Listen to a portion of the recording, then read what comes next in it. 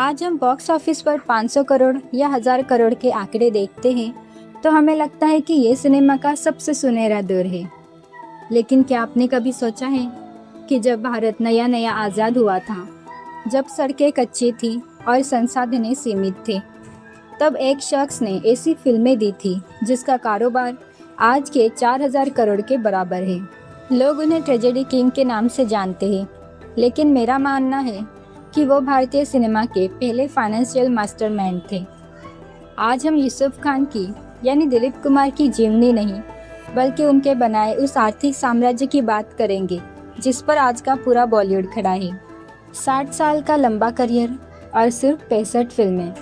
आज के कलाकार तो 5-10 साल में ही इतनी फिल्में कर लेते हैं, लेकिन दिलीप कुमार जानते थे कि जो चीज़ कम उपलब्ध होती है उसकी कीमत सबसे ज़्यादा होती है।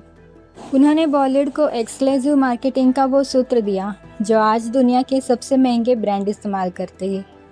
उन्होंने साबित किया कि अगर आप साल में 4 बार पर्दे पर आएंगे तो दर्शक आपको देखकर थक जाएंगे, लेकिन अगर आप 2 साल में 1 बार आएंगे तो सिनेमाघरों के बाहर मेला लग जाएगा। ये उनकी सोची समझी रणनीति थी जिसने उनके नाम को एक प्रीमियम ब्रांड बना दिया था। साल 1962 में जब विश्व प्रसिद्ध निर्देशक डेविड लिन ने उन्हें हॉलीवुड की ऐतिहासिक फिल्म लॉरेंस ऑफ अरेबिया में शरीफ अली की भूमिका का प्रस्ताव दिया तो पूरी दुनिया दंग रह गई। ये एक ऐसा मौका था जो किसी भी अभिनेता की अंतर्राष्ट्रीय पहचान रातों रात बदल देता, लेकिन दिलीप साहब ने उसे विनम्रता से ठुकरा दिया। क्यों?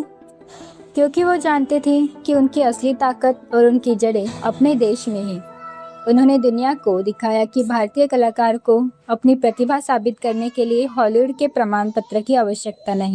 ये उनकी आत्मगरिमा थी जिसने अंतर्राष्ट्रीय बाजार में भारतीय सिनेमा का मान और उनकी ब्रांड वैल्यू बढ़ा दी। आइए अब थोड़े गणित पर बात करते हैं। 1960 में मुगल आजम का बजट लगभग 1.5 करोड़ था। सुनने में ये आज कम लगता है, लेकिन उस समय ये एक अविश्वसनीय जोखिम था। अगर आज की इन्फ्लेशन के हिसाब से गणना करें तो ये फिल्म 3500 करोड़ से भी अधिक के बजट में बनती।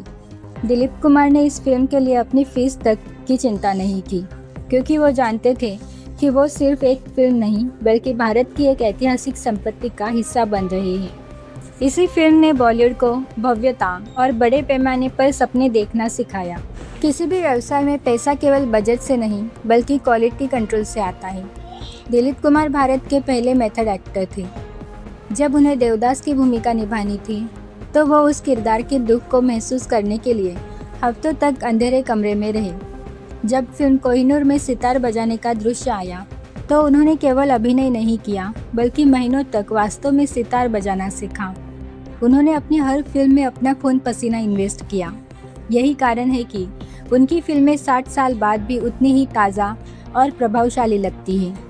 वो एक ऐसे ब्लू चिप स्टॉक की तरह थे जिसका मूल्य समय के साथ बढ़ता ही गया। आज जब आप किसी फिल्म का 1000 करोड़ का पोस्टर देखते हैं तो याद रखिएगा कि उस रास्ते की पहली ईंट यूसुफ खान ने ही रखी थी। उन्होंने सिखाया कि सिनेमा सिर्फ मनोरंजन नहीं बल्कि एक गंभीर व्यवसाय और एक महान कला है। दिलीप कुमार कभी पुराने नहीं होते। वो आज भी हर उस अभिनेता के भीतर जीवित है जो सच्चाई के साथ अभिनय करना चाहता है। वो केवल एक अभिनेता नहीं थे, वो भारतीय सिनेमा के वो स्तंभ थे जिस पर आज की पूरी इंडस्ट्री टिकी है। उन्हें हमारा नमन।